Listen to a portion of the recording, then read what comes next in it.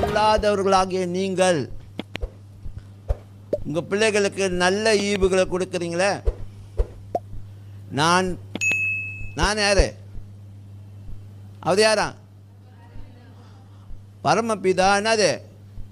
இன்னும் அதிக நல்லவர். அவர்கிட்ட பொல்லாததே இல்லை, நல்லவர் மட்டும்தான். அப்போ நான் என்னை கேட்குற பிள்ளைகளுக்கு கொடுப்பேனா கொடுக்க மாட்டேனா? கொடுப்பேனா கொடுக்க மாட்டேனா? பாருங்க, இதுதான் பாயிண்ட். நீங்கள் அவர்கிட்ட கேட்கும்போது அவர் கொடுப்பார்.